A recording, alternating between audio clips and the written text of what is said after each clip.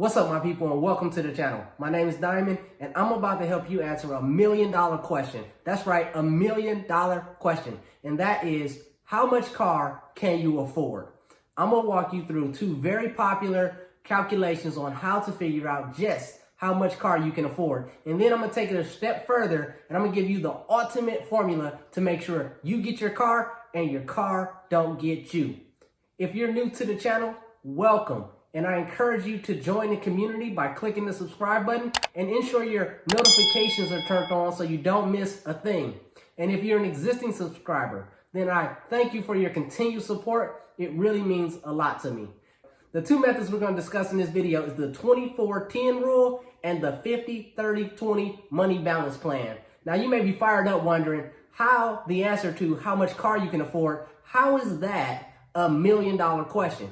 Well, the truth is, it's a $3 million question. And don't worry, stick around to the end and the answer will be clear as a bell, I promise. Let's start this off by talking about the 24-10 rule. And this rule states that when you go to buy a car, you're going to put 20% down, you're going to finance the loan for no more than 48 months, 4 years, and your total transportation cost will not exceed 10% of your net income. And whenever we're going over these different methods to buy a car, we're always going to use your net income, regardless of what else you hear. You don't want to use your gross income because you don't receive your gross income. You can't spend the entirety of your gross income because taxes is taken out along with other things. So always base it off what you actually have coming into your household. So we're going to use net pay. Now, for this example, let's say you're making $38,000 a year. Now, how much car can you afford if you apply these rules? Well, when you look at $38,000 a year, that's going to give you, rounded, $3,166 a month. And 10% of that will be $316. Now, remember, your total transportation cost has to fall within 10%. So that $316 has to cover both the car payment and the insurance. So what kind of car can you go out and buy? Let's take a look at these numbers. If you went out and purchased a $15,000 car and you put 20% down, that would be a $3,000 down payment. That would leave you $12,000 to finance over 4 years at 5% interest rate. That would put your car payment at $276. And that only leaves you with $40 for insurance. So this may or may not work. So as you can see, using this plan is going to have you buying a lot less car than you may think you can buy. I think we both can agree that a new car purchase is out of the question in this scenario, considering the fact that the average car payment for a new car is $550 and the average price of a new car is north of $38,000.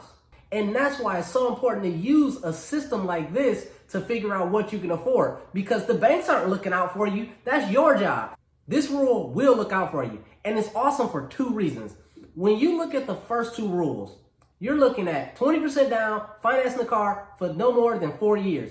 These two rules combined is going to help you avoid negative equity, meaning you would never owe more on the car than it's worth. And you're going to get the car paid off fast so you can get that payment out of your life and start using that money for other things. Now, when you look at this third rule, this is the second reason this rule is awesome. If you can keep your transportation costs under 10% of your net pay, that's going to make sure that you're not car poor and that you have the money available to go out and fund your retirement, fund your vacation, and save for your next car. Because nobody wants to be car poor, and that's very easy to do. So don't fall into that trap. Now let's take a look at the 50-30-20 money balance plan and see how it compares to the 24-10 rule. I discovered this plan in the book All Your Worth, the Ultimate Lifetime Money Plan by Elizabeth and Amelia Warren. I'll leave a link for that down in the description below. And this plan is a total outlook of your personal finances. And it breaks out like this. You have 20% allocated for savings. This is going to be your long-term savings and investing like retirement. Also, it's going to include any short-term savings that you may have.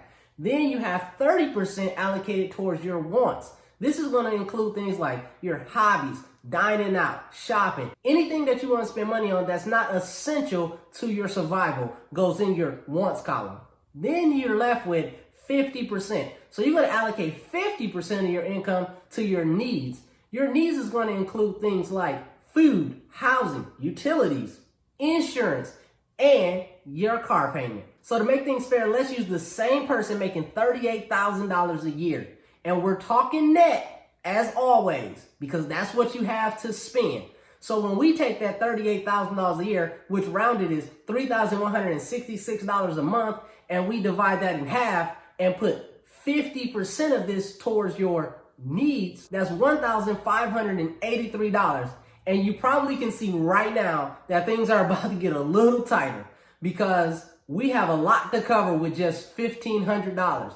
Let's use some pretty conservative numbers. Let's say this person allocates $200 for food, $800 for rent, another $200 for utilities to include electric, internet, and cell phone. They have $300 a month in insurances, which includes health insurance, car insurance, renter's insurance, and life insurance. So how much is left for car payments? If you add it all up, this person is down to only $83 left. So that's what they can afford as a car payment. Now I know you're saying $83, that's not much of a car payment. And you're absolutely right. You may look at this and say, well, I have another 30% that I can allocate towards wants, and I want this car. Well, you're an adult and you can do whatever you want. I'm just a guy you just met on the internet. But understand the logic behind this money balance plan. Because you may want this car today, but 6 months from now, you're going to want something different. And a year and a half from that, you're going to want to do something even different from that. And your wants is always going to be changing. But when you sign up for a car payment, you're locked into that monthly payment. You can't change it. That money is obligated, and you do not have any flexibility to say, I'm just not going to pay it this month because I want to do something else. It don't work like that. So you may be looking at these and saying, man, these plans is pretty strict and pretty conservative. And you would be correct. They're there for a reason. And that reason is to make sure that you don't overspend on your next car and that you have the money available to live your best life both now and in the future. Too often people get bogged down with too much car, which can throw your whole financial plan off track. This person making $38,000 could scratch all these plans and go out and buy a $600 a month car and make that payment easy. But they also may not be funding their retirement, or they may be funding their retirement and paying for the car, but they're not able to buy a house. This is what I mean when I say your financial plan can be thrown off track by buying too much car. Now I want you to hear me on this. If you can relate to this person making $38,000 a year, I want you to know that you can drive a nice car and you can save for retirement. You also can live your best life both now and in the future. It just requires you to make smart financial decisions. And to do that, you need to be armed with the right information. You need to use that information at the right time so you keep your guard up and you stay on track. And that's exactly what this channel is about. It's now time for me to explain how this becomes $1 million question. And that's pretty straightforward. When you look at the average car payment of $550 a month and consider the fact that last year in 2019, we bought over 17 million new cars in America. That's a lot of people going out buying new cars. And the majority of these cars is financed. So let's just take 500 of that $550. We're going to take $500 and invest that money from the age 20 until this person retires at the age 60. Assuming this person gets 10% return on their money, that's going to yield north of $3.1 million at 60 years old. And if you think 10% is overly optimistic, let's bring it down. We'll bring it down to 7%. That's still $1.3 million.